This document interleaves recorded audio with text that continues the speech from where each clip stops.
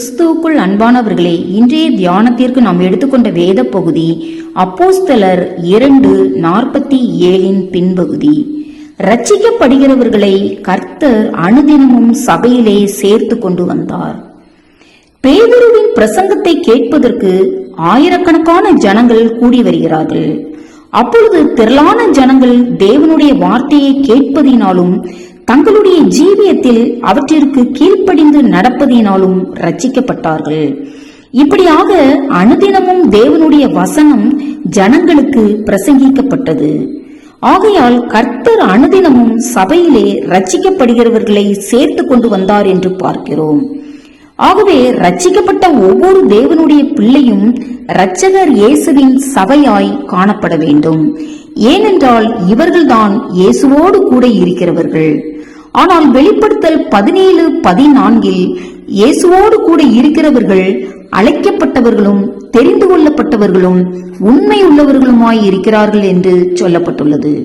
அதாவது இயேசுவோடு கூட இருக்கிறவர்கள் முதலாவதாக அழைக்கப்பட்டவர்கள், இரண்டாவதாக தெரிந்து கொள்ளப்பட்டவர்கள், மூன்றாவதாக உண்மை உள்ளவர்கள் என்று பார்க்கிறோம்.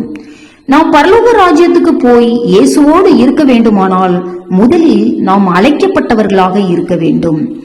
அழைப்பு எல்லோருக்கும் பொதுவானது. ஆகவேதான் மத்தேயு 4:17 மனம் திரும்புங்கள், பரலோக ராஜ்யம் சமீபித்திருக்கிறது என்று இயேசு பிரசங்கித்தார். இது எல்லா ஜனங்களுக்கும் பொதுவான அழைப்பு. ஆனால் கர்த்தர் சிலருக்கு விசேஷித்த அழைப்பை கொடுத்தார்.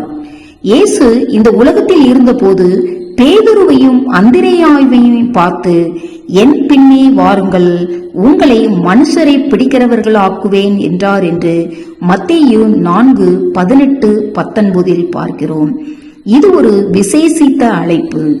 அப்படியே மற்ற சீசர்களையும் அழைத்தார் என்று மத்தேயு 4:21-22 யோவான் 1:43-48 பார்க்கிறோம்.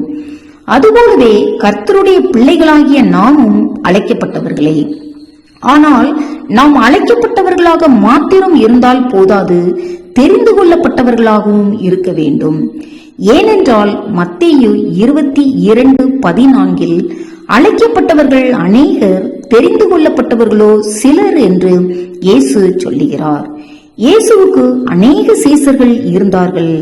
ஆனால் அவர்களில் தன்னோடு கூட இருக்கும்படி 12 பேரை தெரிந்து கொண்டார் என்று மார்க்கு 3:14 பார்க்கிறோம். ஆகவே நாம் தெரிந்து கொள்ளப்பட்டவர்களில் ஒருவராக இருக்க வேண்டும். இந்த தெரிந்து கொள்ளப்பட்டவர்கள் எல்லோருமே பரலோக ராஜ்யத்துக்கு போய்விட முடியாது. எனவே இவர்கள் உண்மை உள்ளவர்களாகவும் இருக்க வேண்டும். இயேசு 12 சீசர்களை தம்மோடு இருக்க தெரிந்து கொண்டாலும் அதில் யூதாஸ் காரியத்து இயேசுவுக்கு உண்மை உள்ளவனாக இல்லை. அதாவது இயேசு அவனுக்கு கொடுத்த வேலையை அவன் உண்மையாக செய்யவில்லை. இதனால் அவன் திருடன் என்று யோவான் 12:6 இயேசுவை காட்டி கொடுத்தவன் என்று லூக்கா 22:47-48 சொல்லப்பட்டுள்ளதை பார்க்கிறோம்.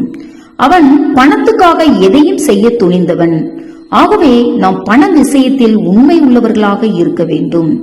எனக்கு அன்பானவர்களே, நீங்களும் நானும் பரலோக ராஜ்யத்தில் இயேசுவோடு கூட இருப்பவர்களாய் காணப்படுவதற்கு பேதுரு, அந்திரேயா போல தேவனால் விசேஷமாய் அழைக்கப்பட்டவர்களாய், தேவனால் தெரிந்து கொள்ளப்பட்டவர்களில் ஒருவராய், மோசேயை போல தேவனுடைய வீட்டில் உண்மை உள்ளவர்களாய் காணப்படும் போது மாத்திரமே தேவன் தாமே நம்மையும் இரட்சகர் இயேசுவின் சபையாய் மாற்ற வல்லவராயிருக்கிறார். ஆமேன். அல்லேலூயா.